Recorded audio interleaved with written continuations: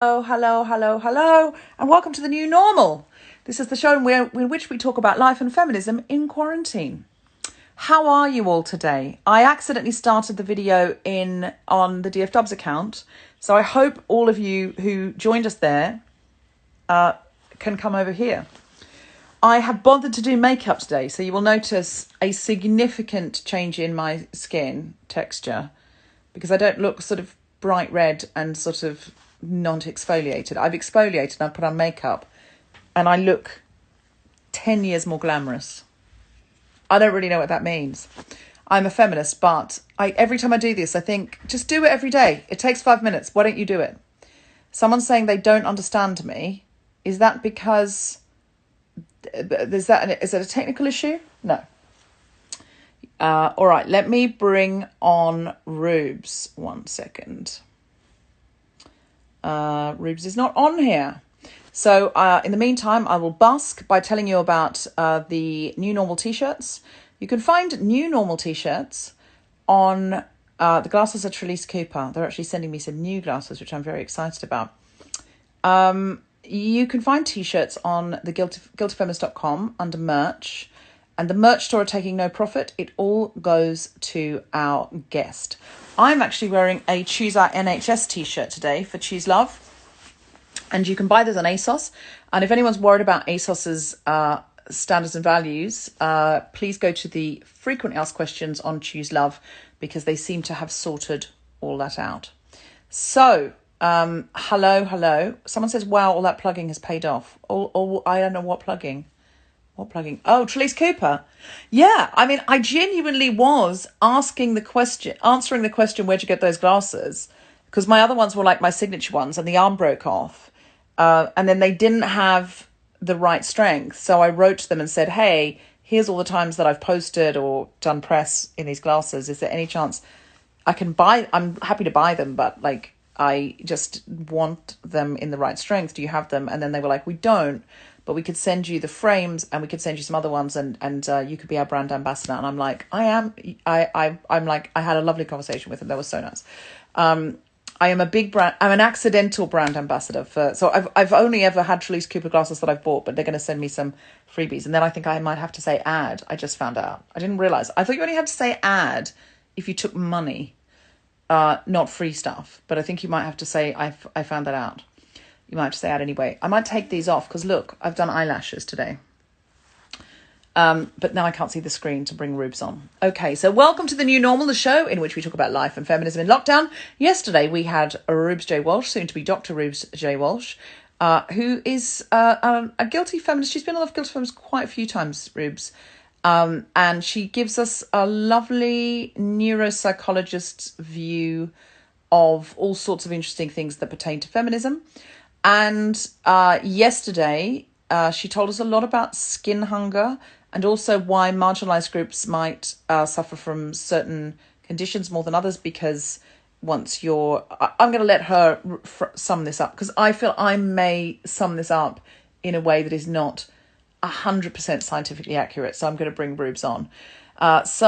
What does it say? Can you do an I'm a feminist but you look great, by the way? Can I do an I'm a feminist but? Thank you very much for saying I look great. I'm a feminist but I'm very flattered by that compliment and that's made my week. Soon Diet Coke. Oh, hold on. Okay. The New Normal is brought to you by Diet Coke. They don't know that, but I'm hoping if I say it every day, they'll give me £10,000 as a joke. Okay. Let me bring Reubs on. Reubs J. Walsh in 5, 4, 3. No, we're still waiting. I actually straightened my hair today as well. I'm a feminist, but I straightened my hair to do a Zoom call. It still needs work, to be honest. It needs a wash. It's Friday night. I really wish I'd got myself a vodka soda for this call. I haven't. I'm still waiting for Reubs. I've invited her, but no such Reubs has appeared. Let's see. Do you know what? I might take it off Wi-Fi because it might be my end and put it onto 4G.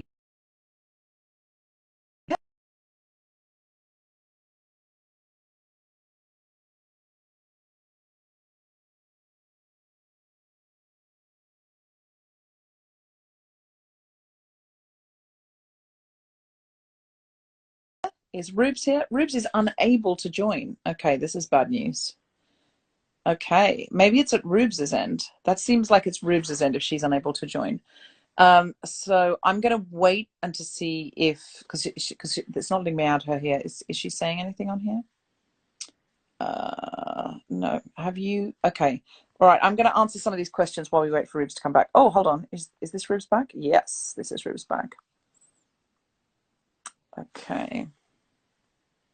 Waiting for Reubs. Okay, let me ask us some questions. Hello. Hey! Hello. We're finally on.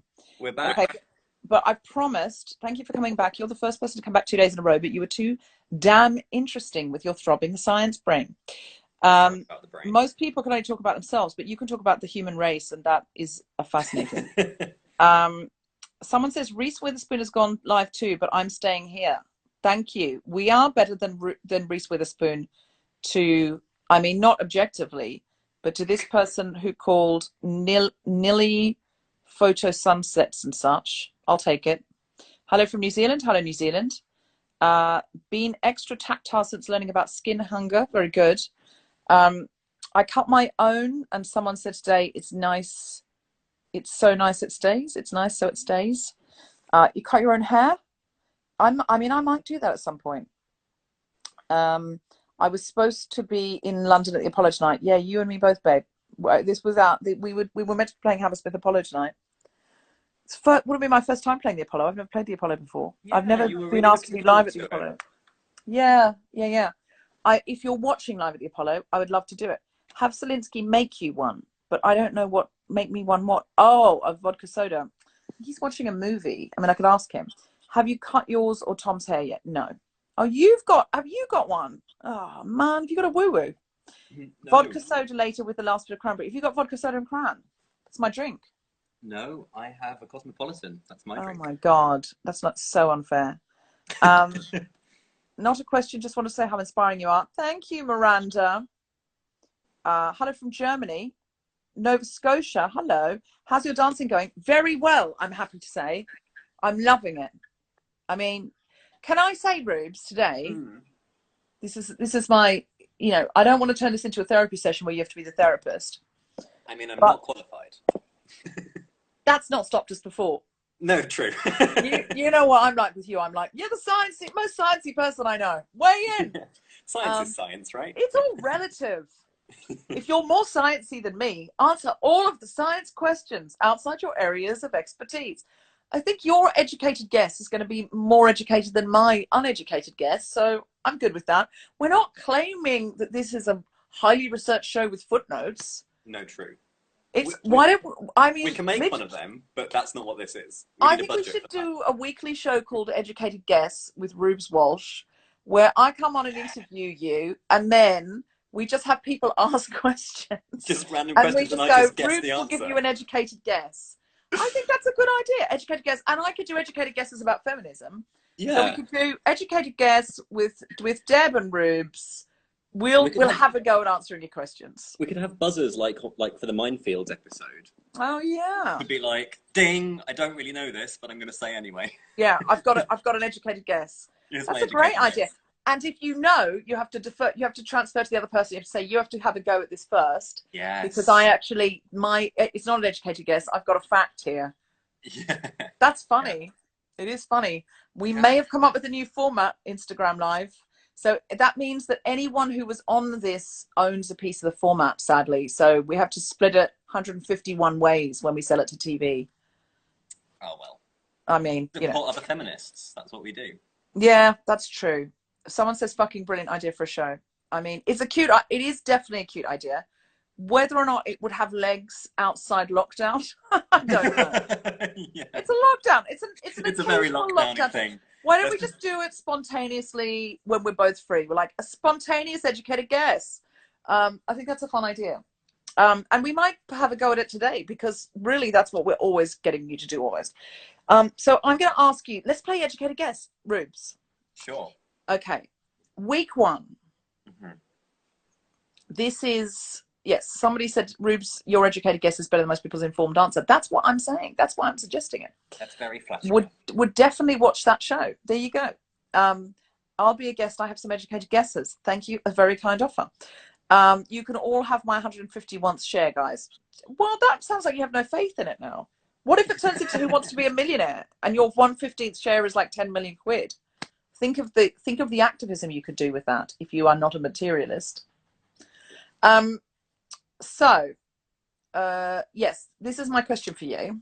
If you didn't tune in yesterday, by the way, the new normal is normally a show. If you don't know this show, it's normally a show where I ask set questions, or at least choose from a list of set questions about how someone's lockdown's going. So it could be about routine, how you keep emotionally stable, online feminism you can do, like things like that, worst moment, that kind of thing. Yesterday, I asked Reubs some questions, but we went into some of the, because Reubs is a neuroscientist, some of the responses we all might be having, or various ones of us might be having, depending on what our lockdown experience is and who it's with, or if it's on our own. And we talked about that. So I didn't get to ask Reubs some of the questions that I normally ask people. And that's why this episode is a bit different. So this is her part two. Someone says, I'm watching this while breastfeeding. I'm not sure if this is feminist. I think that's very feminist. That's extremely feminist. What's more feminist than breastfeeding an infant while watching a feminist content? I don't see how you could top that. Yeah. I mean, in your circumstance, that's peak. Not saying that I have to have a baby on my breast in order to be feminist, just to be very clear, because I think that milky ship has very much sailed. That milky ship, Deborah. HMS Lactate, very much on the horizon. I'm not lactating ever, basically, is what I'm saying. I've crossed that bridge. You've crossed that bridge. I've crossed the lactation bridge. Anyway, it's so Friday afternoon already. It's so Friday afternoon already. Are you sure you haven't already had? I haven't. This is what happens to me. Friday in lockdown, people always say, are you high? And I'm like, no, I've just done a week. I had 3 hours sleep last night because of script deadline. And that's the 3rd time this week. So I'm also sleep deprived. So this is my question for you. And I want an educated guess. Week 1, I had a total meltdown. I felt like I was having like caffeine withdrawal headaches, although I was still drinking coffee. And it was like I was withdrawing from the caffeine of humanity. That's the kind of poetry you can expect from DF Dubs on a Friday afternoon. Now, really felt unstable, like just bursting into tears, devastated, feeling like people were gone, just absolutely devastated.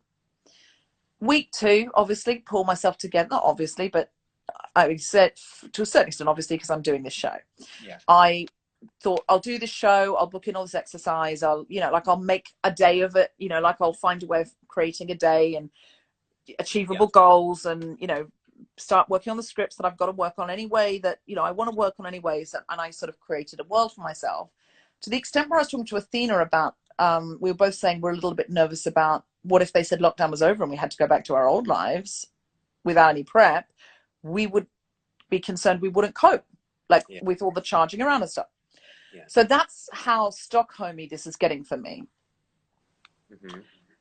And then today I did my PT session, but I had gone to sleep at 2:30, set my alarm for 5:30 because of this script, worked on the script until my PT is meant to start at 9:15. I texted Emma and said, can I start at 9:30? We'll just do 45 minutes, because 45 minutes is almost as good as an hour.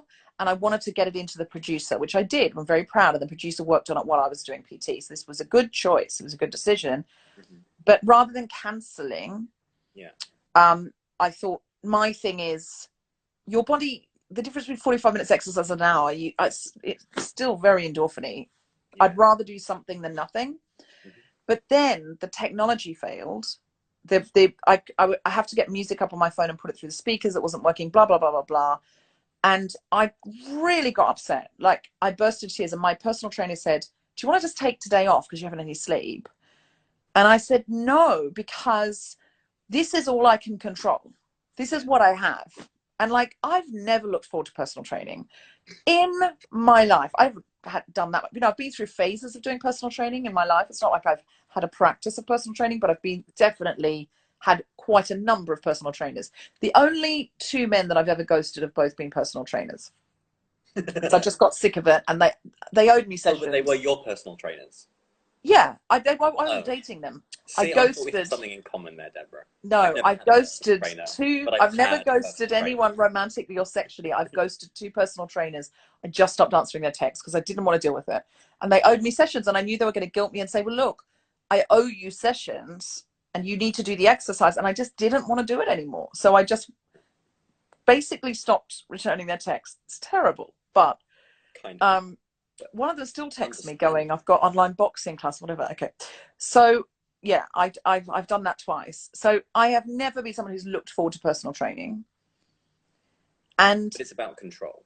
I got so upset because actually, firstly, I am enjoying it because I'm doing it so frequently. I'm getting fitter, and I'm feeling differently about my body, and I'm stronger, and I'm moving like this, and it's different. It's a different experience, but that's not why I got upset. Because one day off, so what? Yeah. I got upset because that's my morning, and if I'm not in charge of this morning, then I am in charge of nothing. What I'm in charge of is that I do a personal training session for an hour and then a dance class for an hour, or sometimes a dance class for 2 hours because I can learn more in 2 hours. And that's all and I just realized, like, I already sort of thought of it and maybe even said it on the show that maybe it's a control thing, but I realized this morning it really is a control thing. It's the only thing I control is that. And I just got upset like it was week one. Yeah. And that really concerned me. I was like, oh my God, maybe I'm no better than I was in week one. I've just like put on a load of plasters, band-aids, and ways of so it doesn't all leak out, which maybe is fair enough strategy. Like, I'd rather feel sensations of happiness, even if I'm not really happy. Yeah. What's the difference? If I'm finding my coping strategies, and if you can't tell, does it matter, as they say on Westworld? Exactly. So I don't watch Westworld, but I get it. So neurologically, physiologically, hormonally, educated guess. You need to have a good night's fucking sleep, Deborah. Right. I know this is just, I'm just being maternal now, but just go to bed and have a sleep. Like, do you know what I mean? I know it's impractical, and I'm the same. But also, if you want my educated guess on what would make you feel better, having more than 3 hours sleep a night. I mean, I normally do. I'm normally a very good sleeper, but sometimes I get insomnia and stuff. But mostly, I am I'm quite wedded to my sleep. But one thing that put me off pursuing babies, that unrealistic, or Yeah, one thing that put me off pursuing babies is I was always worried about losing all that sleep. But do you think, is there a chance that all of my neurological and physiological, all of that, it's like still going on like it was in week one, but it's like the duck feet under the water, and I'm only calm on the surface, but inside I'm agitated and frightened and not coping, and I'm surface coping. And then when I, for example, don't get a good night's sleep, or something that I feel is in my control goes out of my control, does that all spill out? And is it all like what you were talking about yesterday with the inflammations? Yeah. Is that all going on? Am I a mess inside is what I'm asking. It's very Carrie Bradshaw. Are you a mess inside? I mean, I think we all are, but and not just because of lockdown. Like, everyone has always been a mess. I think that's just the human condition. But like, if you want to talk about the inflammation and stuff, I mean, we don't know a lot about sleep, but we know it's very useful for clearing out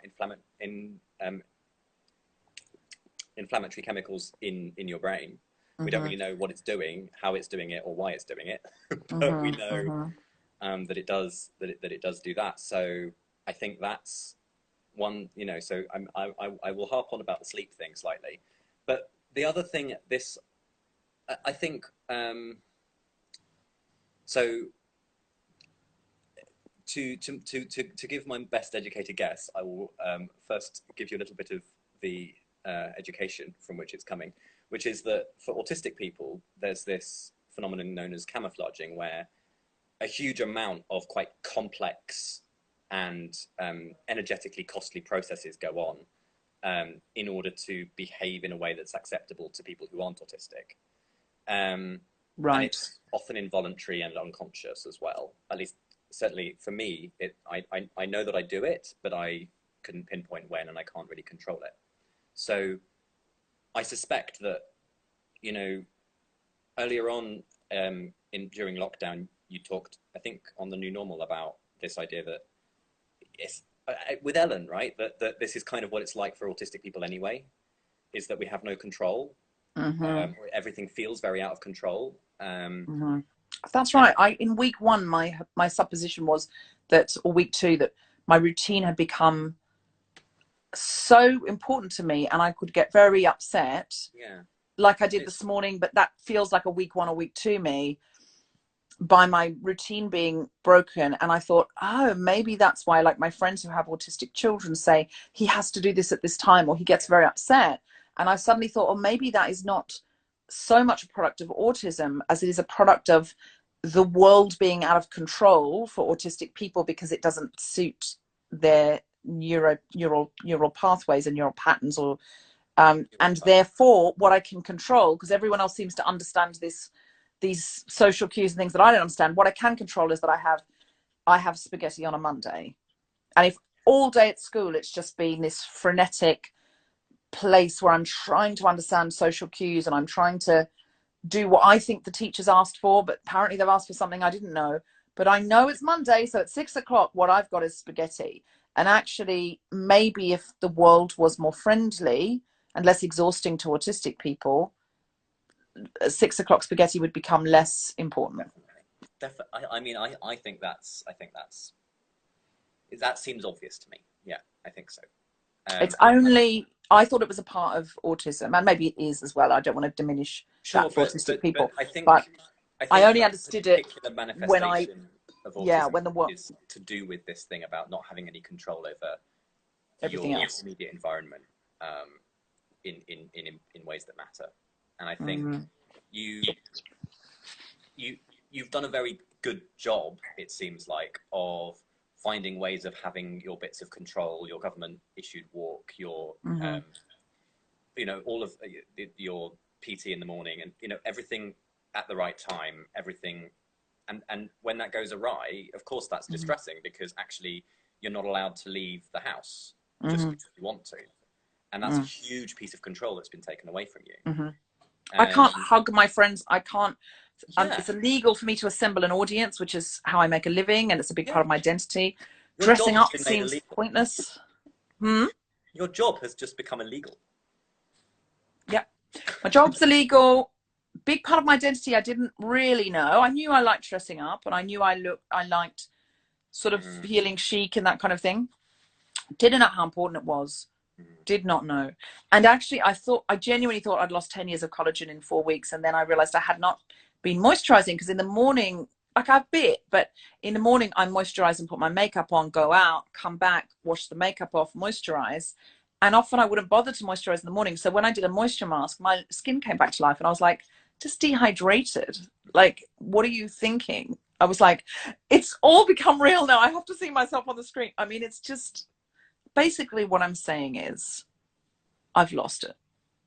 I think, I mean, I said to Ray this morning, because they phone me every morning to make me get out of bed, because otherwise if you're a new fan of Reubs, Ray is Reubs' partner. Yeah.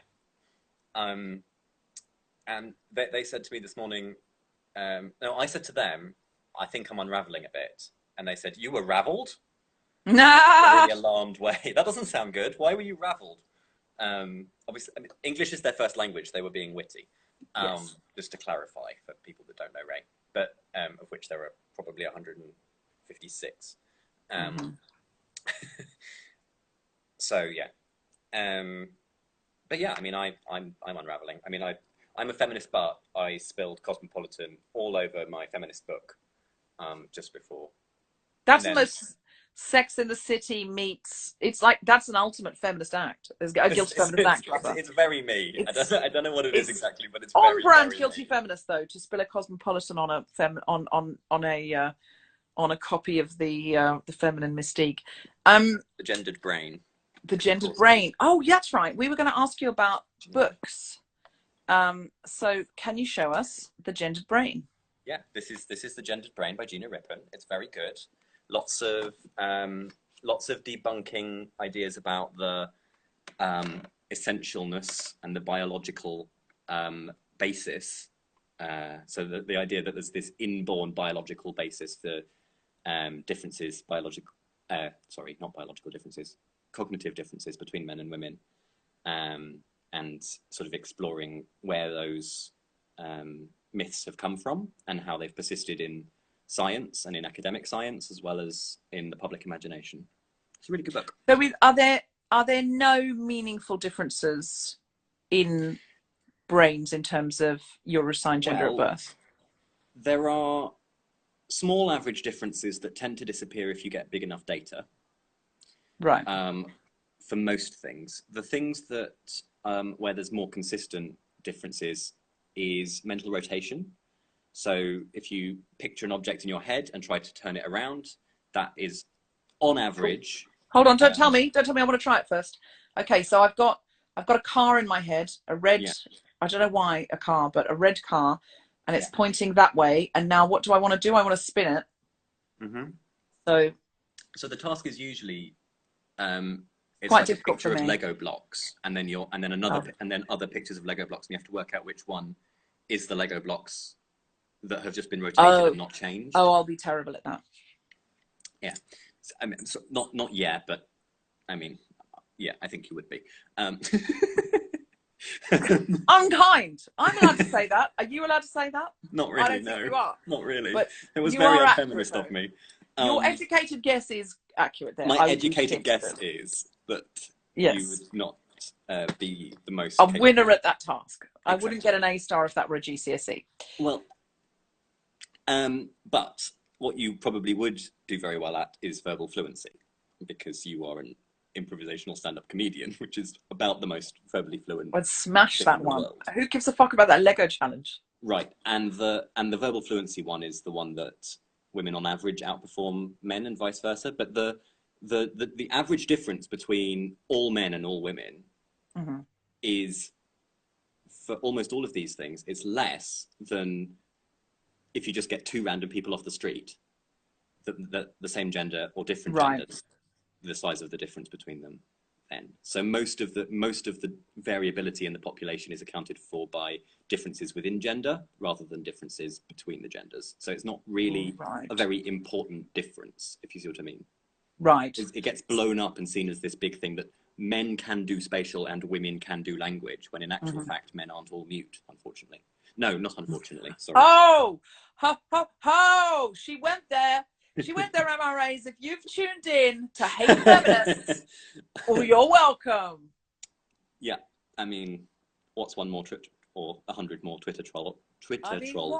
What's 100 to 200,000 Twitter trolls between friends on a Friday night?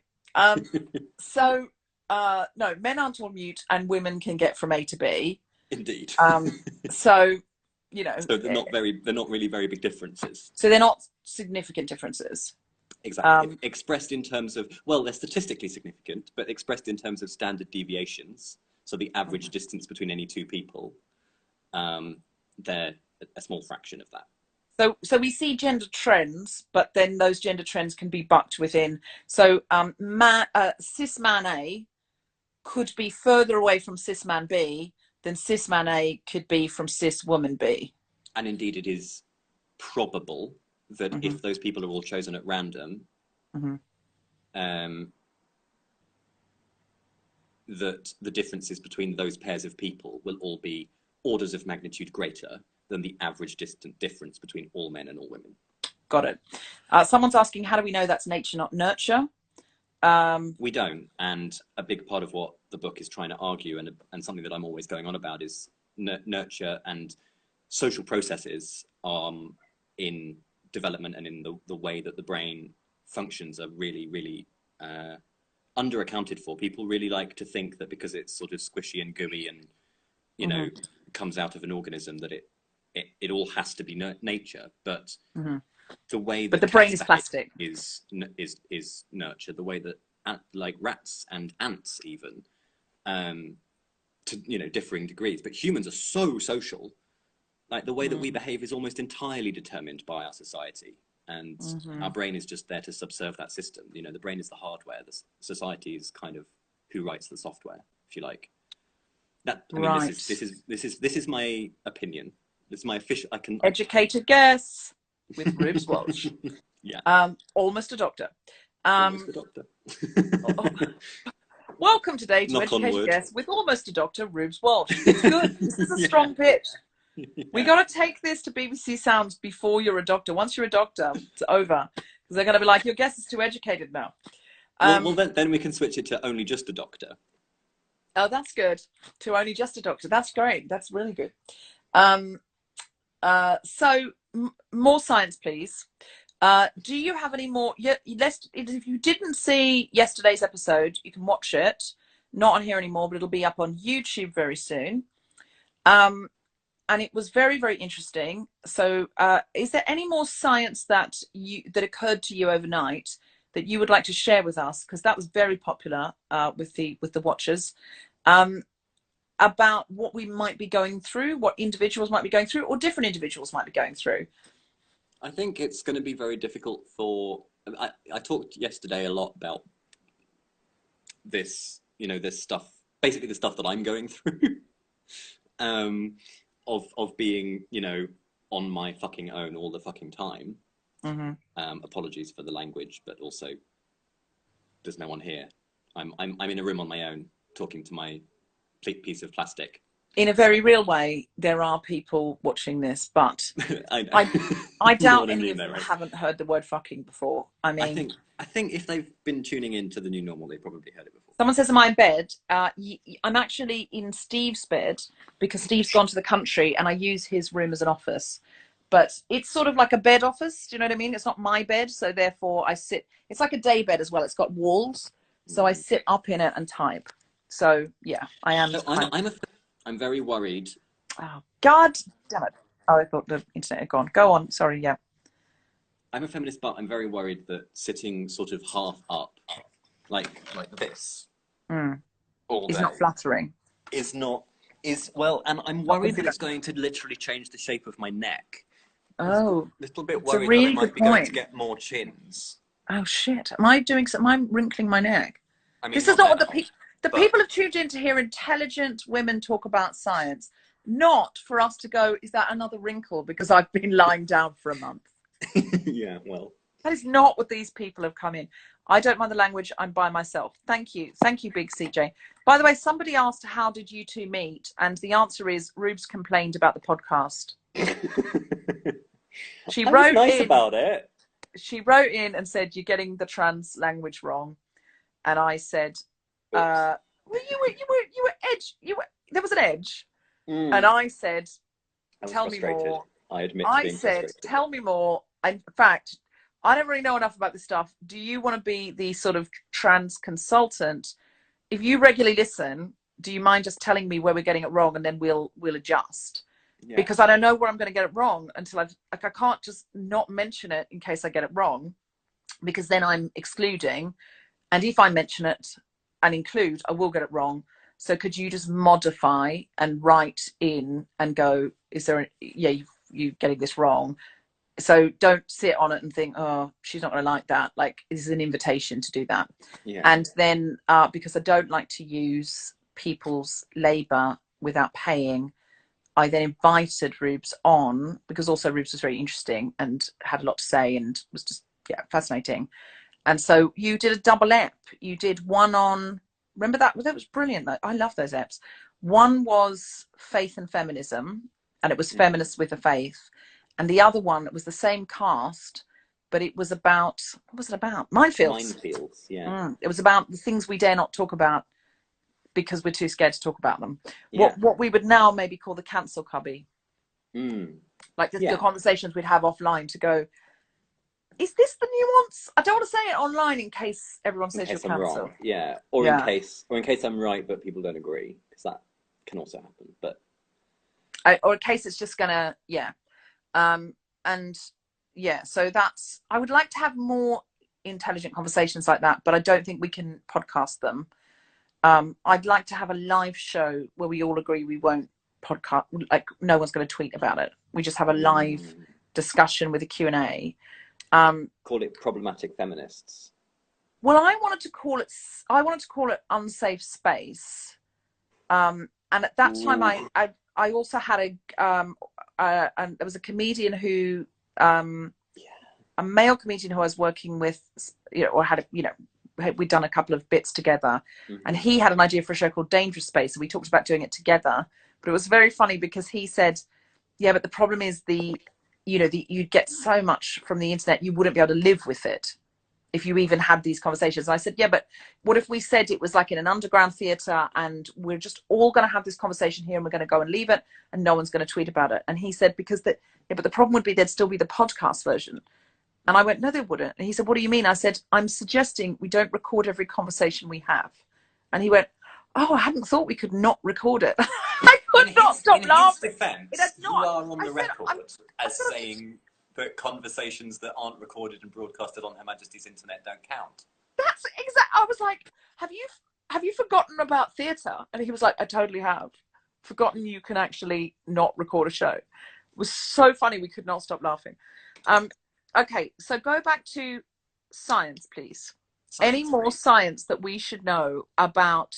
This is a very broad question, and if anybody here has got questions, is there any science? I mean, is there any science? This is how broad my questions are. Is there any science? Are there any? If you want me to rant about science, I can rant about science. But like, is there anything you think insights? Because you seem to have all these amazing insights about what's happening to our minds and bodies, and insights around things like if your assigned gender is female or male, those differences in our neural trends, that kind of thing.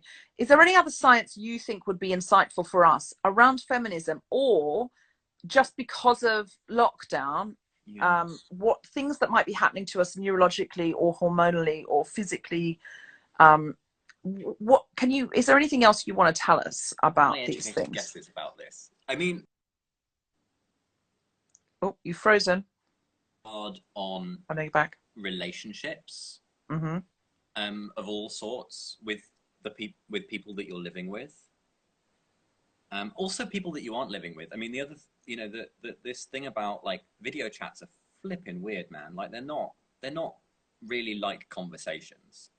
They are quite different, you know what I mean? How like, do they as a video chat, even though like I've prepared and there's an audience of 100 odd people, because it's, I don't know, it's different.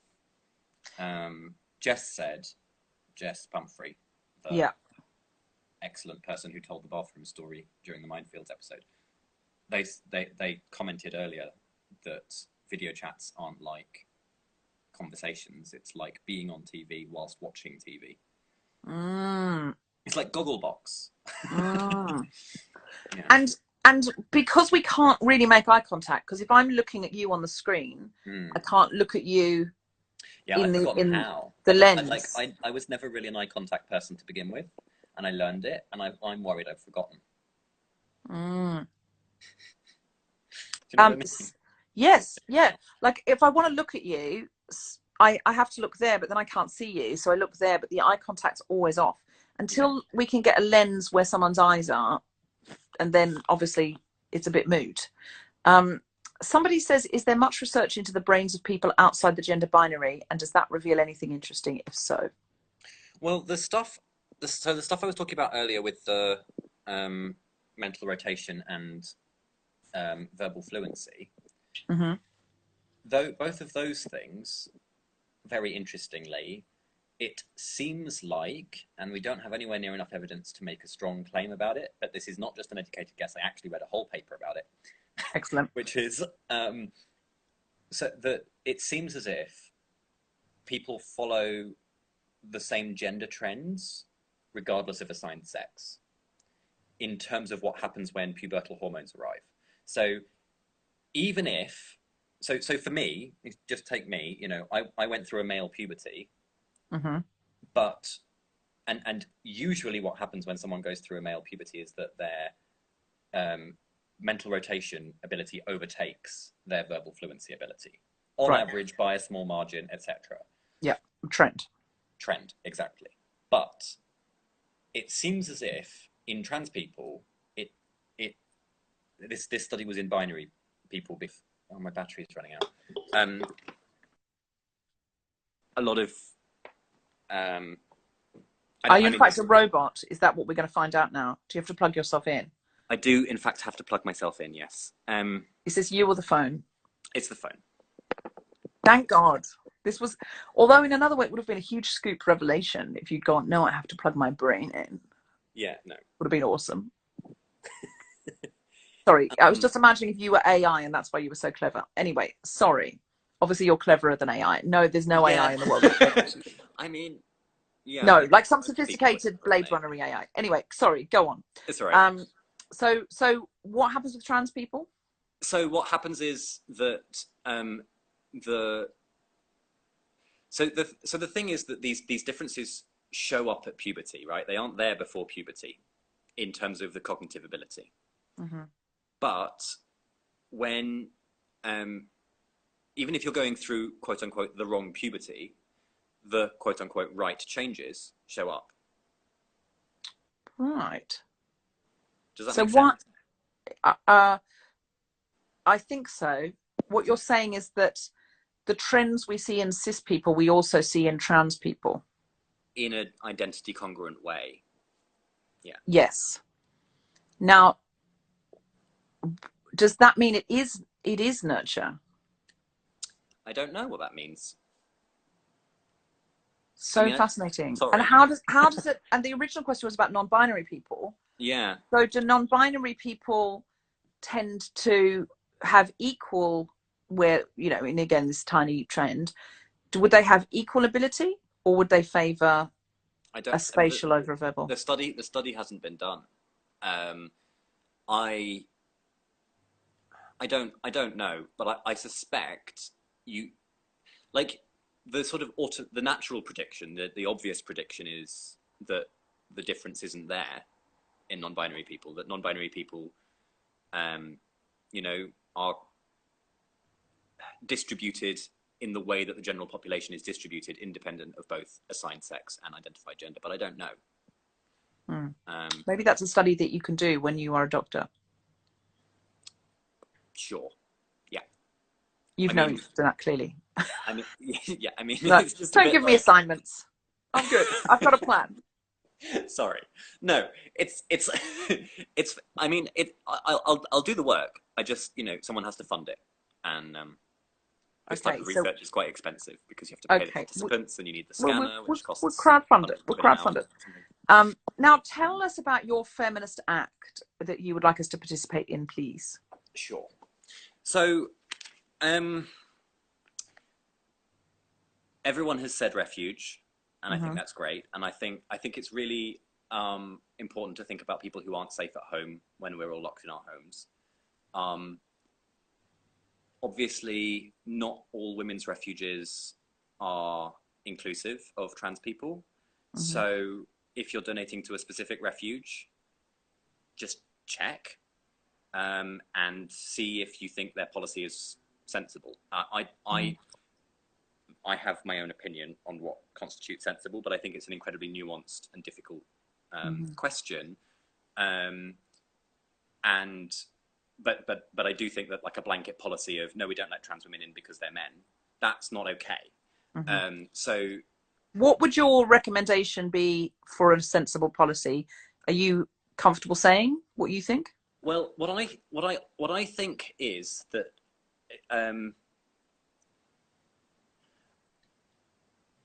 exposure, as in being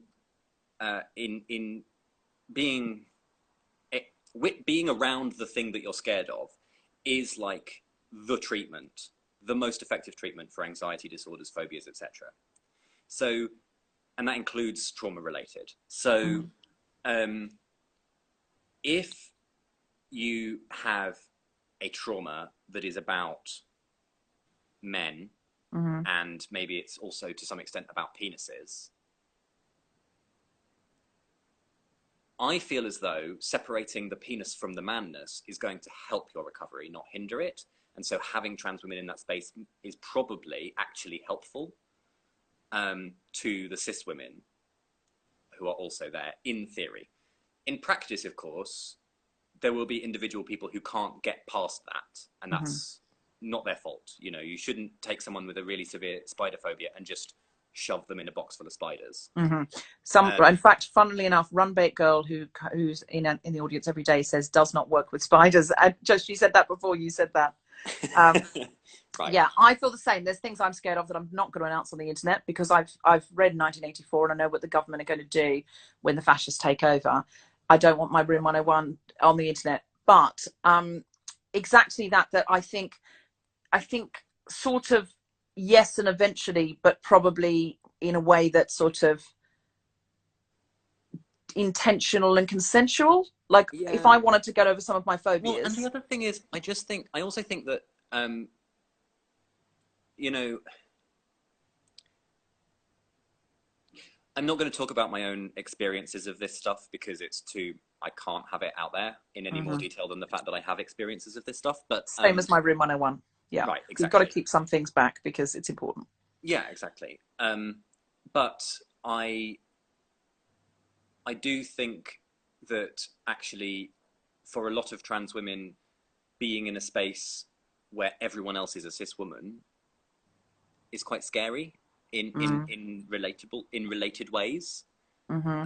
It's obviously it's not quite the same, but and so I think that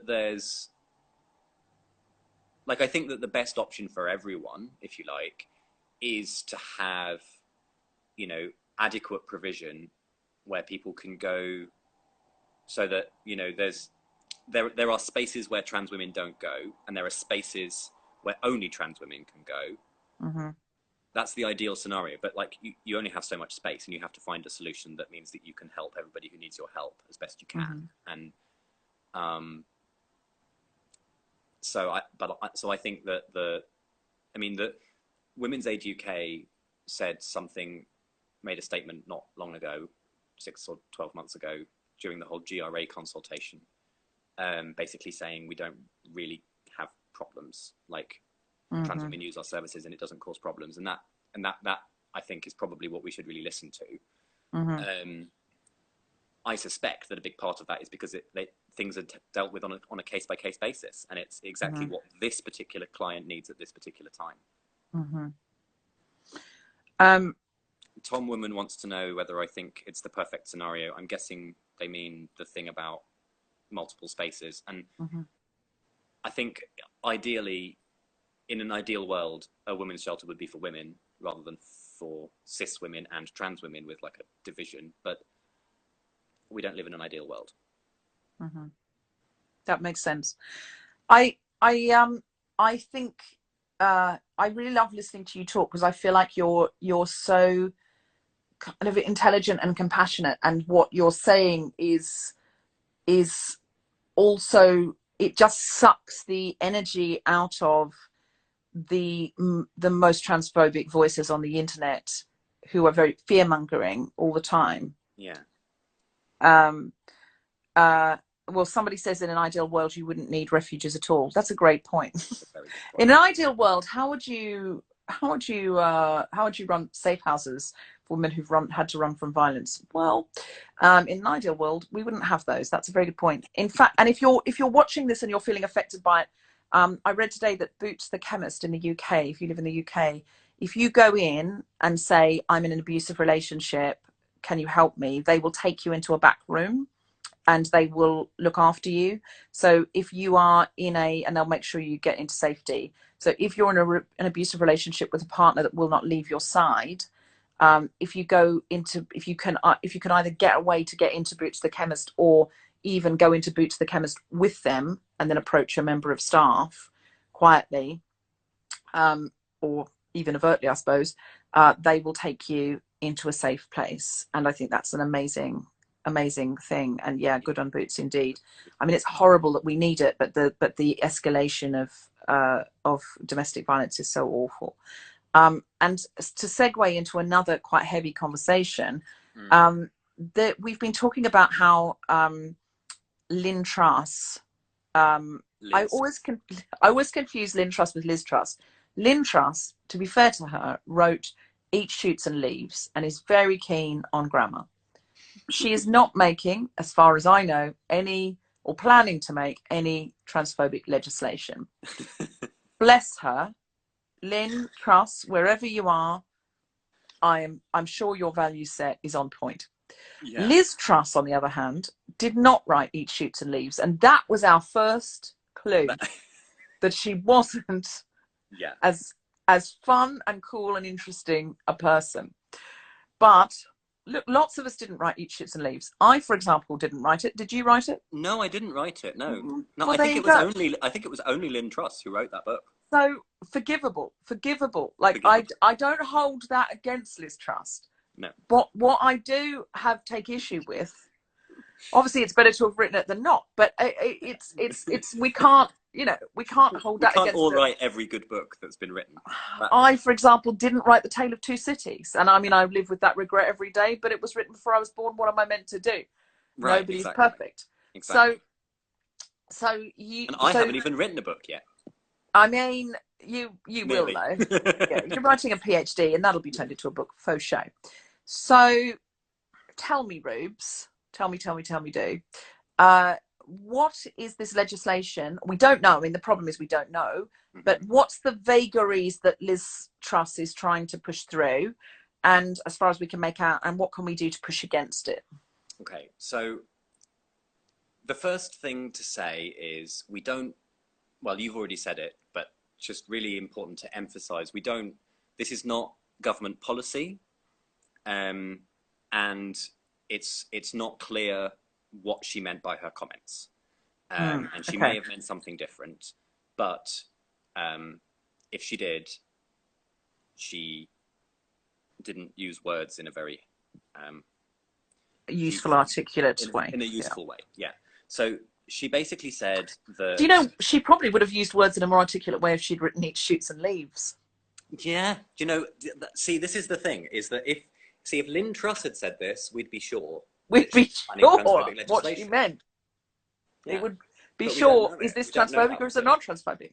It's the vagaries that is the panda eating, shooting and leaving, or is the panda eating the shoots and leaves? We don't know at the moment.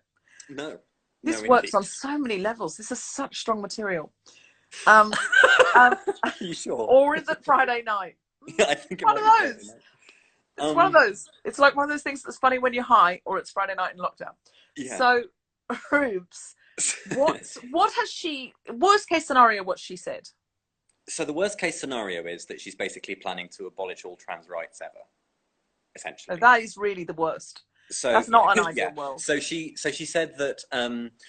She said that trans adults should be allowed to live their lives free from discrimination and prejudice, but subject to appropriate checks and balances. Which if we find it in our checks and balances that they shouldn't be able to live their own life, we've got the right to boom, boom, boom, boom, boom. I don't know. So that was one thing she said. Another thing she said was that single-sex spaces are incredibly important, and that's something that needs to be protected. Now, if she means toilets, she's barking up the wrong tree. North Carolina, it was North Carolina, tried it, and it cost them an absolute fortune because all these big companies, especially, tech companies in particular, they just won't set up shop somewhere with a bathroom bill for the simple reason that a lot of the best computer scientists in the world are trans people. And I don't know if it's just the fact that trans people know that other trans people are in that field, so go into it, or what, but it does, there is a trend there. So PayPal pulled out of North Carolina, they didn't have it, they don't have offices there anymore, etc. Their economy lost an absolute fortune. So if you're a Tory and you care about the economy, this is a bad policy. The other thing is... I love that kind of argument because it gets them where it hurts. And other people hate those arguments. When I make them, they're always like, it shouldn't be about that. And I'm like... No, well, it shouldn't be, but it is. Of course it shouldn't. But if that's what's going to drive it, it doesn't matter why. It matters that. If you're a trans person, you need to pay. You need to make the most expedient argument. Jess says 'Cause it me how, about computer scientists who are trans. Yeah. what Sorry. does someone say? Jess, our friend Yeah. Jess, Yeah. is works for Microsoft. Oh, I see. Oh, I see. Um, so there's that. So, but also, I've never understood this bathroom thing. When the old Vic did they did a big block of gender neutral loos, and I think they're all gender neutral, but on one side there's urinals, and on the other side there isn't. And on the side that there isn't, it's much, much bigger.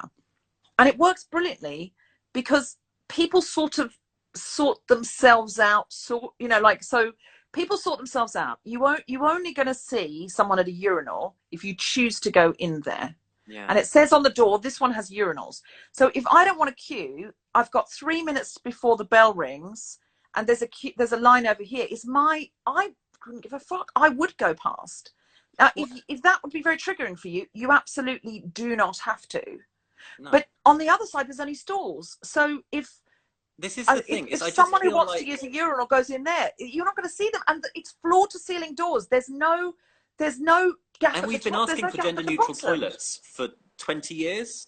I mean, we've been asking for it for a long time. As long as I've been out as trans, gender neutral toilets has been something that the community has been asking for. And if we have gender neutral toilets, where like I in my day-to-day life, I live a very binary existence. I don't identify as binary, and maybe that's why I would always use a gender neutral toilet if I had the option, but I don't really think that's why. I think the reason is that thing I intimated earlier about, actually, do you know what? Spaces that might be interpreted as being exclusively for cis women don't feel that much safer than spaces that might be interpreted as exclusively for cis men. Because you might be subject to aggressive language or even violence. Yeah, exactly. Or microaggressions, or just it's just not going to be a pleasant experience. I don't know. Or I mean, and the other thing is, like, if you're a feminist, which I think you probably are, Deborah, are you? I'm a feminist, but so if you're a feminist, do you think it's a good idea to institute bills that mean that women who happen to have more hair on places that isn't their scalp than average, who don't wear as much makeup, who are in other ways gender non-conforming, are going to get, like, harassed when they need to pee? Cis women, no. That's like, even if your brand of feminism is like, oh, let's only do things for cis women, it still isn't a good idea to have a bathroom bill, because more cis women are going to get kicked out of women's toilets than trans women. Oh, it happens all the time to friends of mine who just have a sort of slightly androgynous or masculine gender expression. Yeah. Who are cis women who are, sometimes it's just who have a sort of slightly androgynous or masculine gender expression. I mean, Mae Martin's talked about it, I think, on our show, where that a woman, she was queuing up, I think it was the Royal Albert Hall, and a woman turned to her and said, this is the queue for the ladies. And Mae went, yeah, no, I know. And that's when she realised Mae Martin is a woman. And I mean, I think Mae looks very femme, actually. She's got a little pixie, she's androgynous, but she's got a real pixie look. I don't think, I mean, I don't know, but that woman in that moment thought she was in a boy band and queuing up for the wrong loo. And when she said to Mae, this is the queue for the ladies, and she went, yeah, no, I know. And then she went, oh, no, I was asking, is this the queue for the ladies? She wasn't. She was standing in it. It was obviously the queue for the ladies. She just felt embarrassed. And that happens to friends of mine all the time. We talk about, it's like, it's not going to happen to me, but because I am phenomenally femme in my gender expression. But what if I go through a phase where I think, do you know what? I really want to cut my hair and, you just want to be a bit futz for a while, and I want to wear, like, overcoats with, and so that you can't necessarily see that I'm quite hippie and stuff like that. Yeah. What if I wanted lean into the bi stuff? Why not? Exactly. What if I wanted to lean into my sapphic side, and I was feeling that? There are lots of people who want to lean into your sapphic side, Deb. There really aren't, because I've come out and there's nothing in my DMs except people saying, thank you for coming out, because it's really helped me to come out. No one has slid into my DMs and gone, chicka bow wow, how about Well, you heard it? it here first, guys. Deborah wants you to slide into her DMs. That is not what I said. It's not what I said. It's my friend makes Cameo videos. Do you know what Cameo videos are? I do, yeah. Yeah. Because you told me about it. Okay, so if you don't know, you go to an app called Cameo or website called Cameo, and you can have like someone off a sitcom or a comedian or somebody make a video for your friend or for you. And so you could say, Reubs, would you make my mum's a big fan of yours? Could you make a happy birthday video or a well done because this person just got their PhD? That would be insulting video for you to make because you're haven't quite got mine yet. Like, yeah, oh, well done, well you. done for beating me to it. Yeah, exactly. So I'm doing that at the moment for Choose Love while in lockdown to make some more money for Choose Love. Yeah. And a friend of mine who's an actor sends me screenshots of sort of slightly naughty or kinky things he gets asked for, like, oh, I've hidden this, because you can choose to have the video on the wall or not have the video on the wall. Oh, this is a private one. And I was wondering if you could answer these questions. And they're really like, yeah. And I'm like, you're not a cam boy. Like, that would cost a lot more. Yeah. It's sort of like, you know, most people like charge like, you know, $35 or something like that. I think he charges around that. I'm like, you're not going to like do sex for $35. That's surely a more expensive site. But then I don't, and I was like, suddenly realized I only get, you know, my sister is such a big fan of your show, and you know, she's such a feminist and you're such a feminist. Can you wish her well on her, you know, feminist doctorate? I have not had one kinky request, although I probably shouldn't say this on here. Should I say this? I don't know, because I don't know what it is. Yeah. Somebody asked me to slow blink because to settle a bet, and I wondered if that was a kink. Is slow blinking a kink? I'm hoping it was. It's not a kink I've heard of, but it was just the way it was worded. It's like my partner and I are having a row about, you know, and I was like, yeah, are you? So yeah. Maybe that was one. I'm not, please don't slide into my DMs the whole time going, ooh, chicka bow wow, how about it? I just note that when people go, oh, everyone's going to be like, no, they're not. They're not. Well, so they're probably intimidated. I'm sure that's it. Yeah.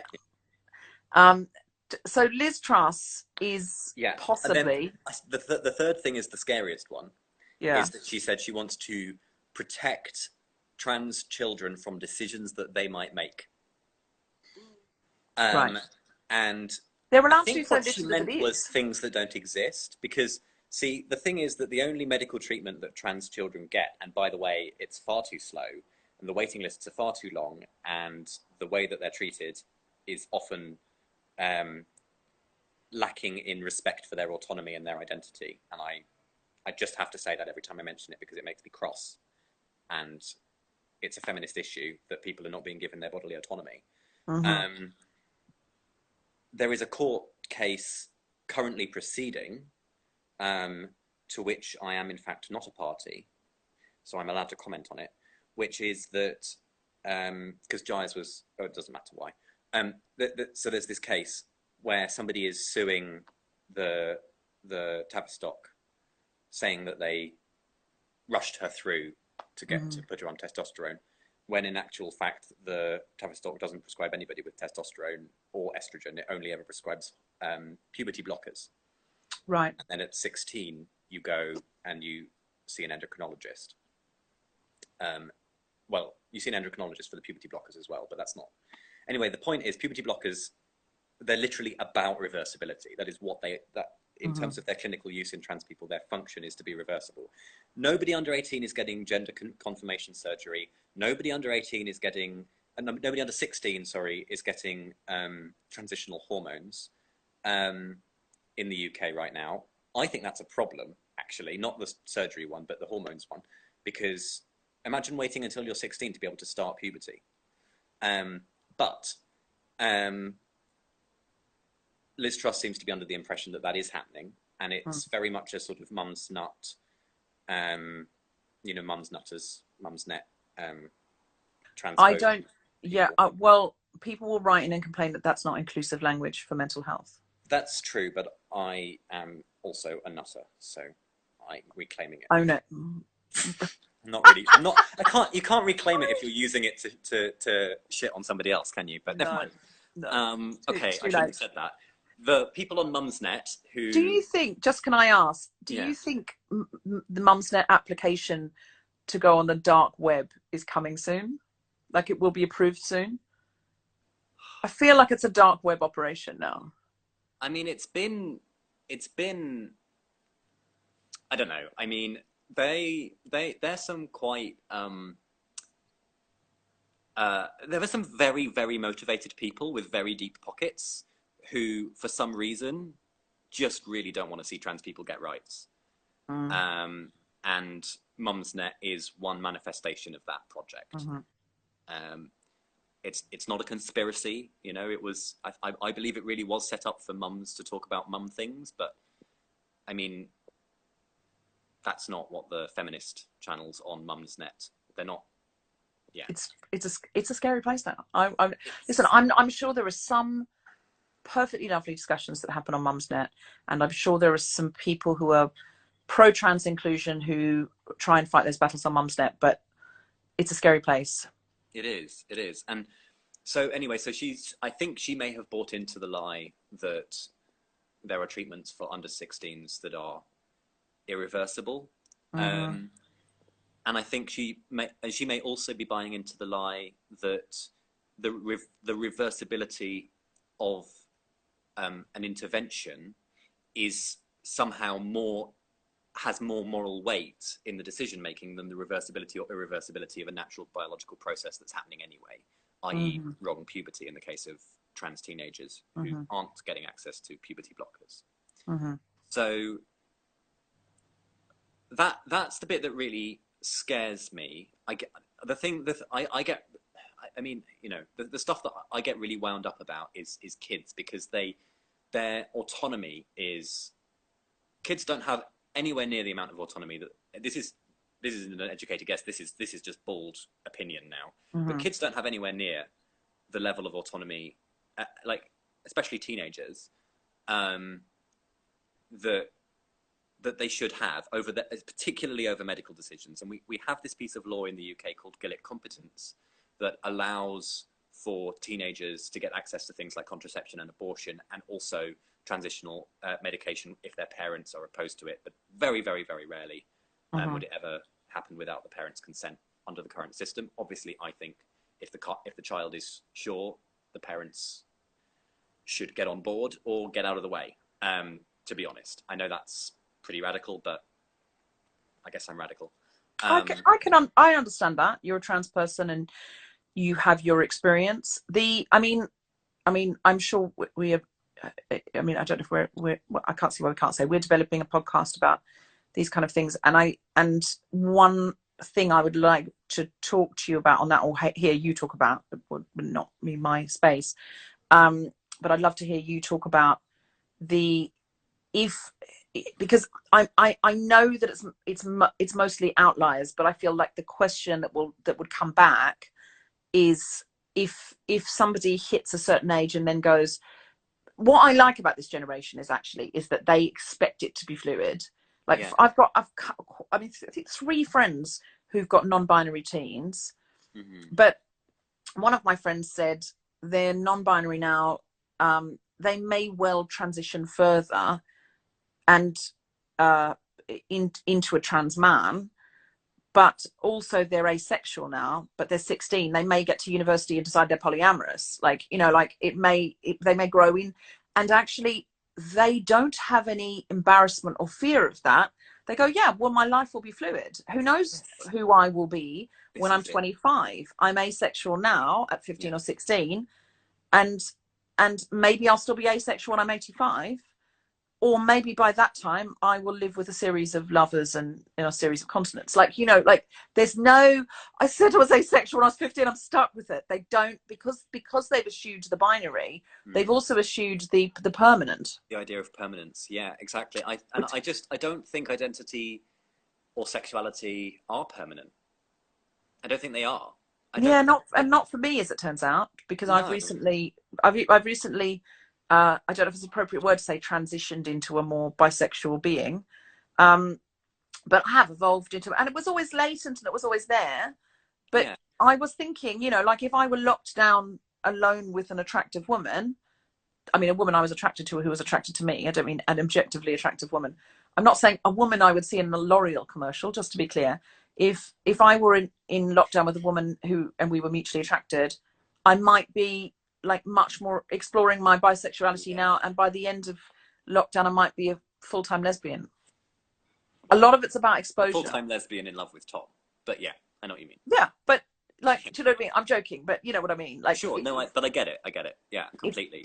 If Tom ran off with one of the cats or something, neighbour. I mean, there's so limited in lockdown. If we like were a human living, person. I don't know. In lockdown, there's no human people. That's the problem. No. I don't know what this scenario is now. This thought process. I'm glad Tom's not listening to this.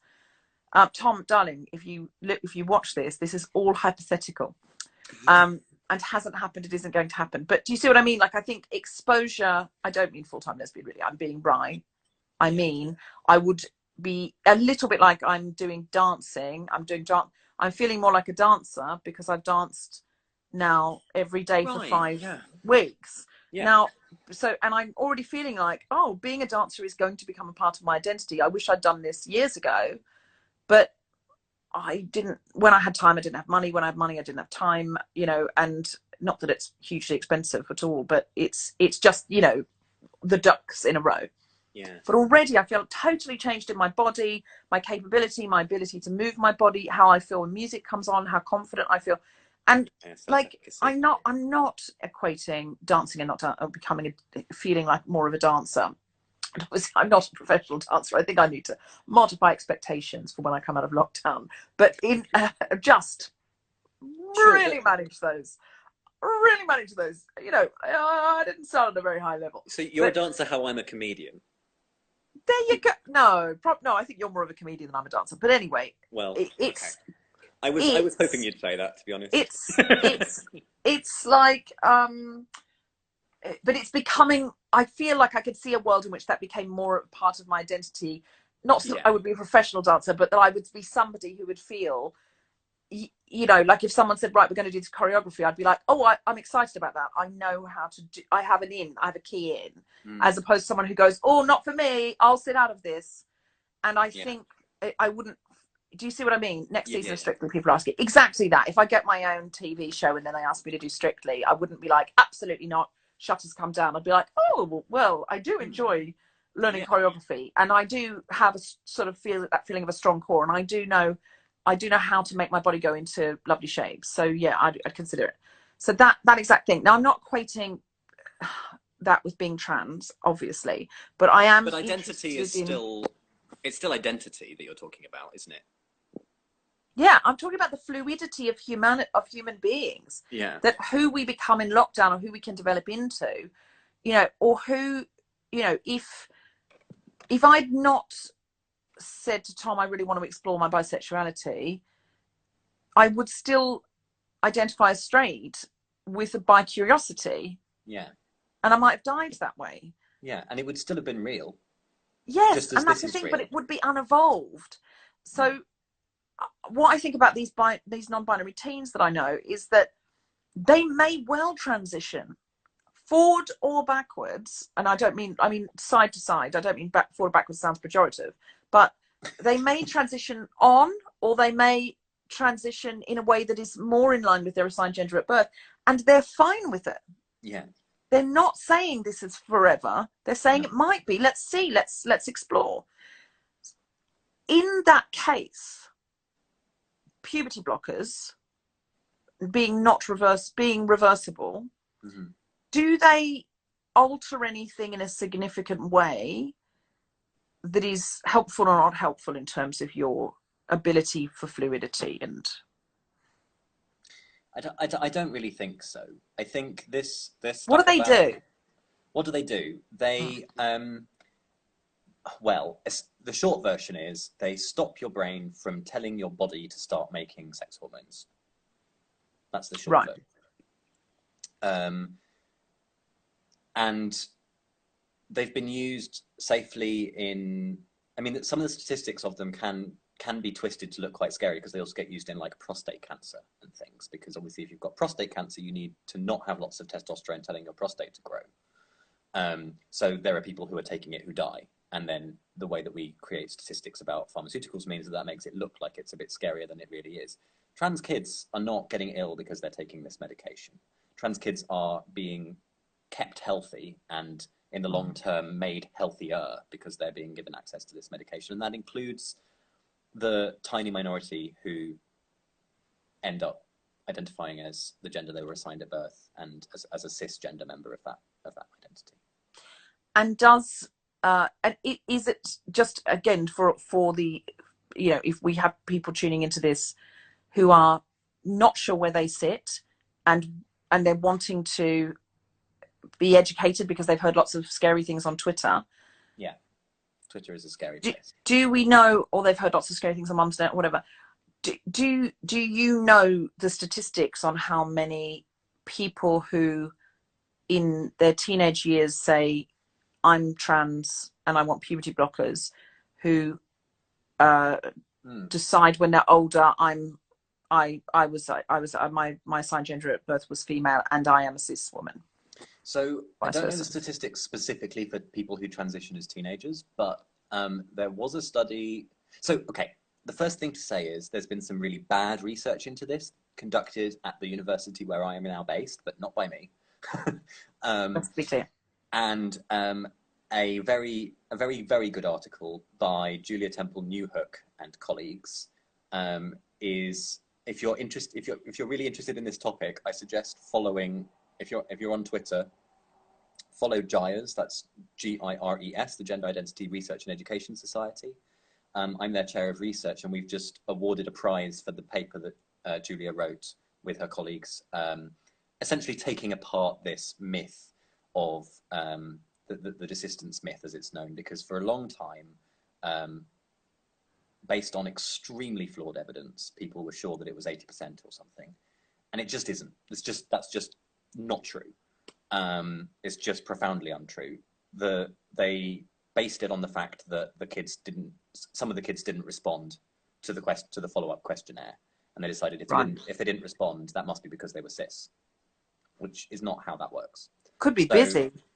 They might have been busy. They might have been angry because this clinic does not treat people that well. Would have changed their address, just didn't get to it, went into their spam filter. Yeah, or parents didn't pass it on, or like from change their address. Yeah, or just shut up, none of your business.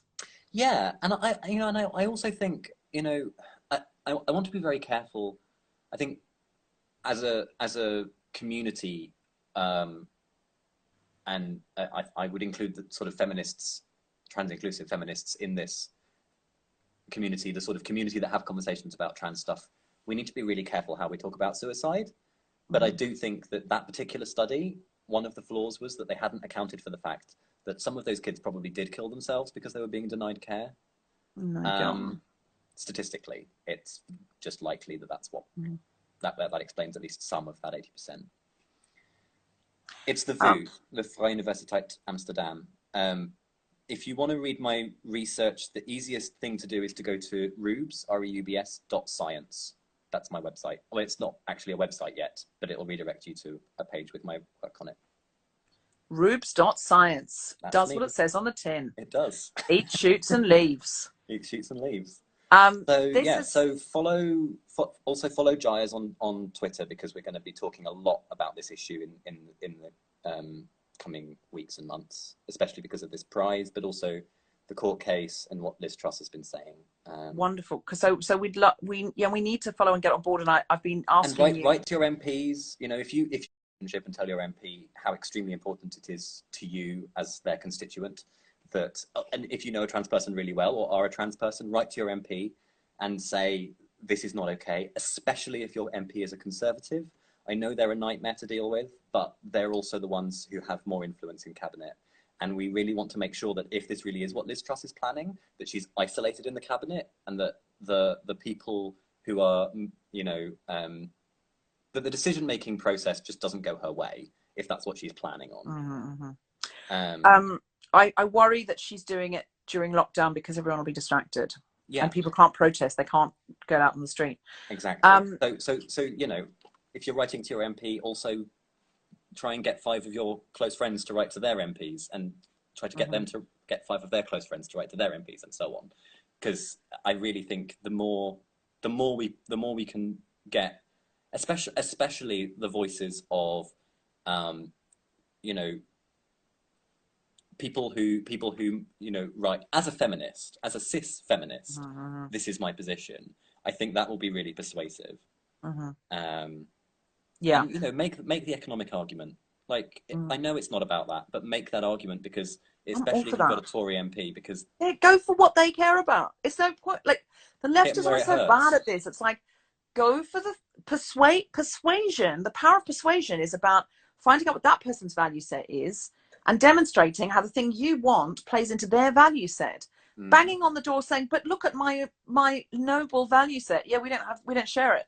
It doesn't do anything. And until we dismantle capitalism, which isn't going to happen this Wednesday, pragmatic feminism, gang, I'm all about it. Finally, before we go, can I ask you, if lockdown was over now, what would you do? I know I asked you this yesterday. We did that one yesterday. Is there any that we didn't do off the list that you wanted to answer?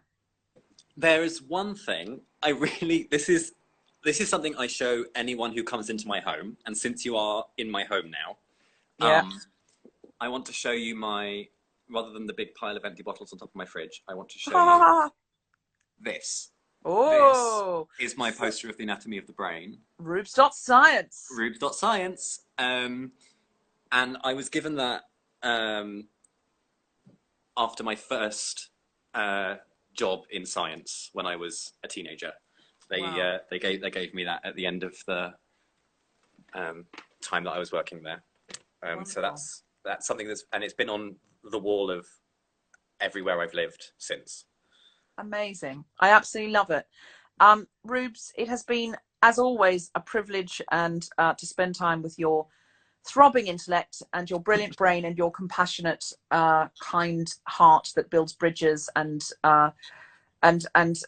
sits in a space which allows understanding and allows people to come to an idea and not be shouted at for not already having it. You are the antidote to the 21st century, and that's a good line for you, Stevie. I mean, thank you, and you as well. I mean, you know, we are both amazing. We are I'm being ironic. Brilliant, Deborah. We're fucking brilliant. We're fucking brilliant. I mean, I haven't even had a drink. No, seriously, I do treasure our friendship, and I can't wait to make this podcast with you, because it's the podcast that is so needed right now. We have to crack on. As soon as my Netflix script is in, we have to crack on and start doing dirty pilots. Dirty, I don't mean filthy. I don't mean oi oi. I don't mean slow blink pilots. They might. I don't know. It could end up a little bit. I don't mean racy. A little bit racy. Oh, look, they might be racy, but that's not what I meant. Better sexy and racy than sexist and racist. I mean, it's that kind of slogan. That's not mine, but is it? Is it no, not? Stephen Fry, I think, said that. Who said it? Stephen Fry. Bloody cis men get everywhere first, don't they?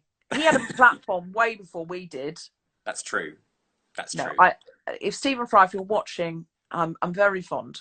I don't think he is watching, but honestly, I have dreams about him. Someone might send this to him because he's mentioned. Oh, true. If you watch this, Stephen Fry, I'm all about you. Let's make documentaries together. Indeed. Mental health. Yeah. Okay. All right. Listen. Not only have we done a two-parter. This is the only one that's run over an hour. I keep them all. I'm trying to keep this 30, 45 minutes, and this has gone nearly an hour and a half. Oh, so wow. Really? Yeah. But I mean, it's very difficult. You're interesting. We could have made it a three-parter, to be honest. But we will do more educated guests, fans of the show, and because we've gone over the hour, we've lost some people as well because they had to go onto their supper and start feeding their children and stuff. But fans of the show that are still around, would anyone be interested in Reubs Walsh, Almost a Doctor, educated guess? I think it should be called Educated Guess with Reubs Walsh, with Almost a Doctor Reubs Walsh. Is that a good title? Would you be keen on that if we did that? And then basically the idea is I bring some questions but I bring like 2 questions, which I ask to kick it off. And then you can ask any questions and you bring those questions. We should totally do this. It's such a good idea. We're fucking brilliant, Deborah. we're fucking brilliant. So many t-shirts. I can't think of how many t-shirts there must be for Hannah at the merch store to pick from. Go to guiltyfeminist.com, look at the merch. They're print on demand, so there's no waste. If you order it, all the profit goes straight to the artist who said the slogan. Love you all. Next week we've got Steve Alley on Monday. He is in the country, so we are not living together. So I'm going to ask him how his lockdown is going and what kind of activism we can do to help refugees. And then Thursday we've got Brona C. Titley, who is a brilliant comedian, and love her. She's fantastic, and she does the Tracy Orman show and lots of sketch shows and things like that. And she was my head writer on my pilot Next Week's News, and she's just fantastic. And she's got a newborn, and I think she had to give birth during, all of this has gone on in the middle of it anyway. I don't know if she actually gave birth during the quarantine, but it was around this time. So she's going to be talking to us about that, and also just generally being her hilarious self. Tuesday, Wednesday and Friday, I will find out and get back to you. Bye, gang. Love you all. Bye, Reubs. Have a lovely evening, and I will see you online, offline. Yes. Bye, everybody. Have a lovely Friday night. See you Monday. Bye. Bye.